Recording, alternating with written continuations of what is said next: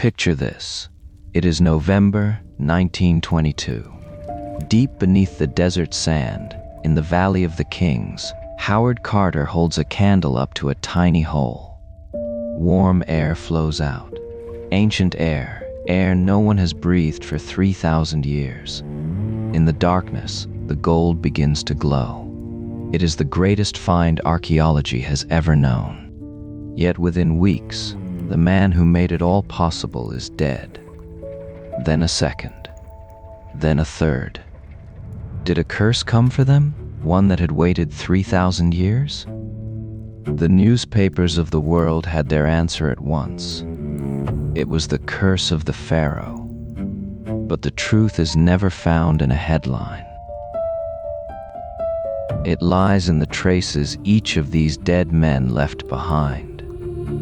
And one of those traces is so strange that no one, even now, has ever explained it. Lord Carnarvon paid for Carter's long search. He died from a tiny wound on his left cheek, from a mosquito bite that he cut open while shaving. Years later, doctors examined the mummy of the pharaoh himself. At exactly the same spot, on the left cheek, they found a lesion. Coincidence? No one could ever explain it. And the press never believed in coincidence anyway. But who was the man who opened this tomb? Howard Carter was difficult, stubborn, a loner. A man obsessed with a single idea. The Valley of the Kings was thought to be picked clean. No one believed anything great still lay hidden there. Carter was convinced of the opposite. Before him, another man, Theodore Davis, had dug for years and given up. The valley is exhausted, Davis declared. But Carter kept digging. A wealthy English lord, Carnarvon, believed in him. For 8 long years he paid for the search. 8 years of rubble, heat, and empty trenches. Carnarvon himself was a marked man. A serious car accident had badly damaged his lungs. Only the dry desert air kept him alive. For him, Egypt was no whim. It was a necessity. But what waited for him there, in the sand, no one could have guessed. In 1922, Carnarvon gave him one last season, just one more. For 8 years, Carter had found nothing, yet he would not give up. On the 4th of November, Carter's workers struck a step in the sand, then another. An entire staircase leading down into the dark, sealed with the name of an almost forgotten king, Tutankhamun. Above the door there was no warning, only the seals of the priests. On the 26th of November, Carter broke through the door. Carnarvon asked him whether he could see anything. Carter's reply became world famous. Wonderful things. Golden beds, golden statues, chariots. A sea of treasure that time itself had forgotten. And the whole world held its breath. But in the dark corners stood life-sized guardian statues in black and gold. They guarded the sealed door of the king. And that was only the beginning. Behind another wall waited the true burial chamber, the untouched coffin of the king himself. But the Egypt of 1922 was a powder keg. The country had only just declared its independence. A find of pure gold became, at once, a political symbol. Who did the past belong to? And while the cameras flashed, something else had already begun. Something no one saw coming. On the 19th of March, 1923, a mosquito bit Lord Carnarvon on the cheek. A trifle. While shaving, he opened the bite with his blade. The wound became infected. Streptococcus entered his bloodstream. In an age without antibiotics, that was simply a death sentence. For weeks, he lay burning with fever. In the end, pneumonia took him. An ordinary death, with nothing mystical about it. In the early morning of the 5th of April, 1923, his heart failed. To the doctors, it was a wholly explainable death. But explainable is never enough for the press. In that same moment, so the story went, two things happened that no one ever forgot. In Cairo, at the moment of his death, the lights of the entire city went out. And in England, his dog is said to have dropped dead in that same instant. Two perfect building blocks for a supernatural story, except that neither one holds up to a simple check. Cairo's power grid failed constantly in those years. An outage on that night was entirely ordinary, and the dog died hours later, not in the same instant at all. But details like these interested almost no one. Each new death sold more newspapers, and the more uncanny the story, the more people wanted to read it. To understand why the story spun so far out of control, you have to follow the money. Carnarvon had made one fateful mistake. He sold the exclusive rights to the entire story to a single newspaper, to the Times of London, for £5,000. Every other reporter in the world was locked out. To the Egyptian press, this was a scandal. Their own heritage sold off as a British business deal. Hundreds of angry journalists sat outside the tomb without a single piece of real news. So what were they to print? They invented their own stories. For the reporters, it was maddening. But the less they truly knew, the wilder their own inventions grew. The quarrel grew more bitter still. A nationalist minister barred Carter's guests from entering the tomb. In protest, Carter shut the tomb down completely. He left the lid of the sarcophagus hanging from ropes. His excavation license was taken away. Only after a full year was Carter allowed to return. Under a new contract, one that stripped the family of any claim to the treasures. And here lies the first great surprise. The most famous piece of evidence for the curse never existed. Newspapers claimed that a warning had been carved above the entrance. Death comes on swift wings to those who disturb the peace of the king. Yet in no report and in no photograph does this sentence appear. It was invented, word for word. But why did millions come to believe it? That longing, the one that turned a mosquito bite into an omen, now turned a pure invention into truth. Just 2 weeks before Carnarvon's death, a famous novelist had already published a dark warning. Her name was Marie Corelli. She owned an ancient text, she wrote, one that brought terrible misfortune down upon anyone who desecrated a tomb. When Carnarvon died, her words sounded like prophecy. But the true architect of the legend was a journalist, Arthur Weigel, locked out and deeply embittered. On the day of the opening, he watched Carnarvon enter the tomb, laughing. Quietly, he said to a colleague, "If he goes in like that, I give him 6 weeks." 6 weeks later, Carnarvon was dead. A careless, spiteful little remark had suddenly become prophecy. On the very same day, the tomb was opened. A cobra slipped into Carter's house. It devoured his canary. The cobra, the ancient symbol of the pharaohs themselves. Even the creator of Sherlock Holmes joined in. Arthur Conan Doyle declared that vengeful spirits had killed Carnarvon. Spirits conjured long ago by ancient priests. And yet the curse was not even Egyptian. Decades earlier, European authors had already written about vengeful mummies. The press did not have to invent the myth. It only had to lay that myth on a real coffin.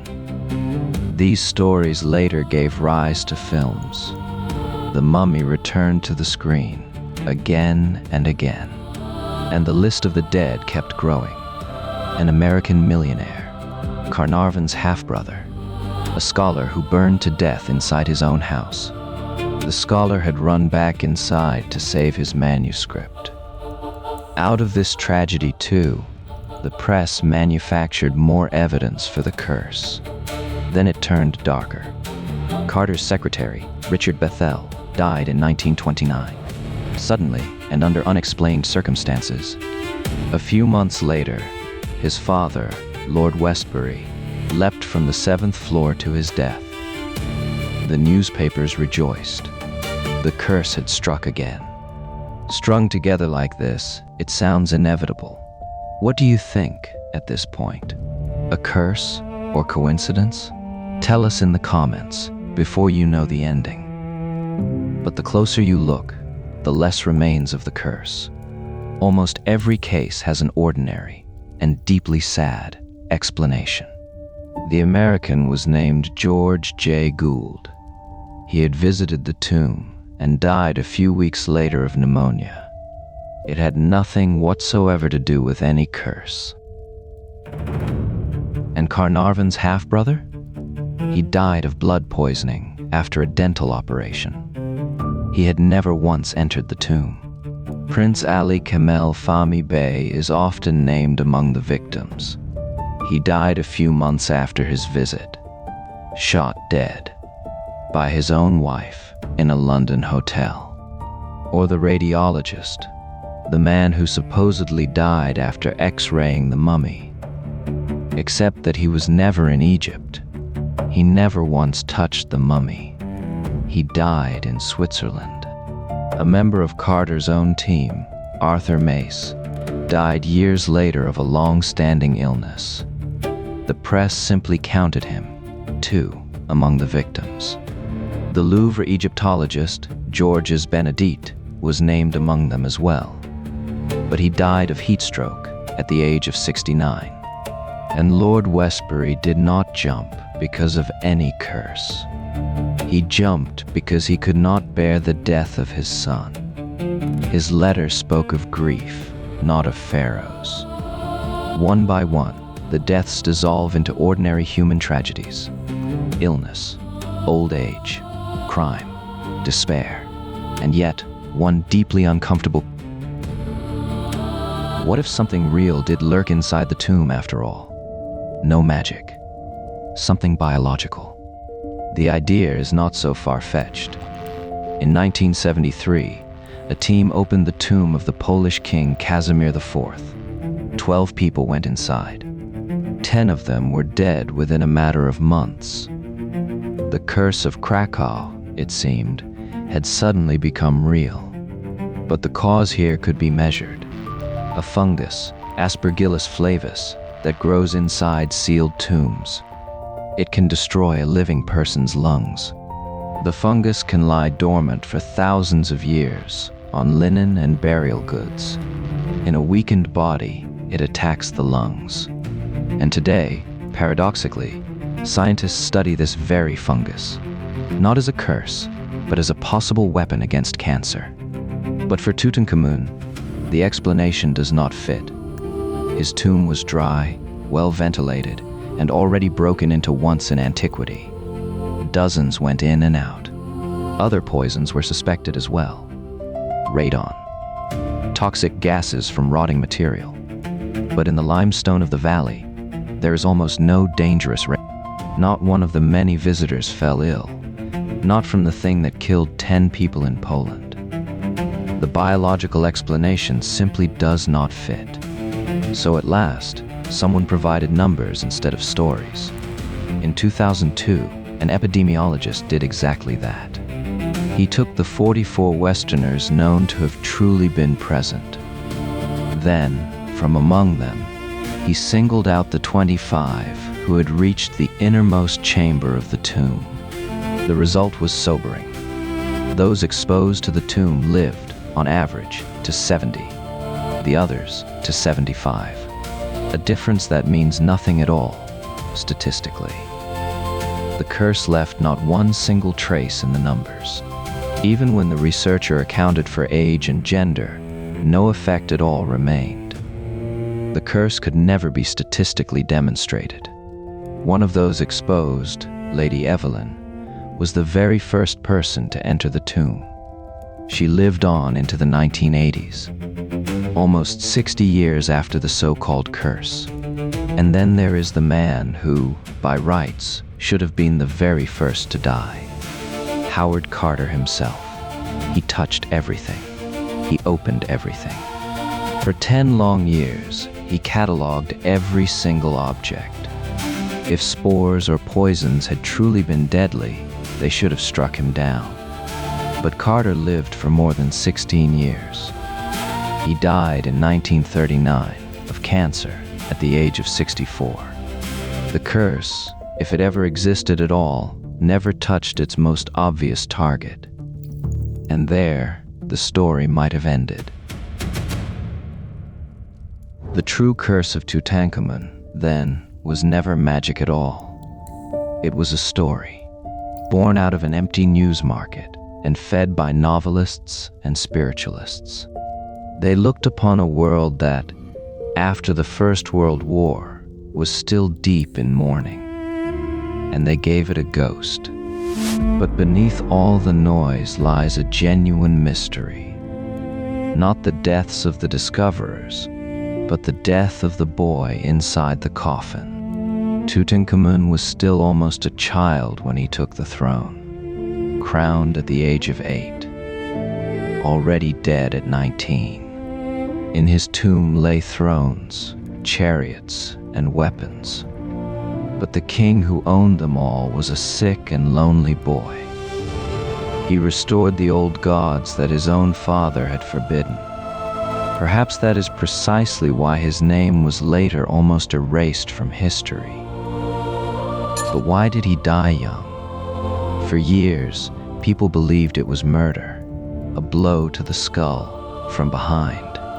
An old X-ray image seemed to prove exactly that. But modern medicine firmly disagreed. A CT scan from the year 2005 overturned the murder theory. No deadly blow. Instead, a fresh, open fracture in the left leg. Only days before his death, perhaps a fall from a chariot. But the DNA would tell an even darker truth. In the year 2010, a team finally examined his DNA. What they found was shattering. His parents had been brother and sister. From that union, he inherited a fragile and sickly body. A clubfoot, a painful bone disease. He could barely walk unaided. Over 130 walking canes lay in his tomb. His immune system was weak from birth. What would have spared a healthy man could kill him. In his blood, researchers found malaria pathogens. Other scientists, in Hamburg, still disagree today. They suspect an inherited blood disease. Both theories lead to the same dark conclusion. No curse killed this boy. It was the biology of his own family. What exactly he died of, no one knows for certain, even now. Why does this story still move us, even now? Because what speaks in it is not the dead, but our own fear. The real curse was never supernatural at all. It lay in the blood of a family that stayed too close together, and in our need to see intention where there is only chance. Do you still remember the cheek? The mosquito bite, the one that sat exactly where the mummy carried its own strange lesion? Some coincidences stay uncanny, even when we know that they are only coincidences. Perhaps that is why this story never truly dies. A single mosquito bite is enough to freeze the blood in our veins. So what, then, does the next chamber do? The next door that no one has yet opened? Did the truth behind the myth grip you? Then go and see what really vanished inside the Bermuda Triangle, and tell us which curse we should follow next.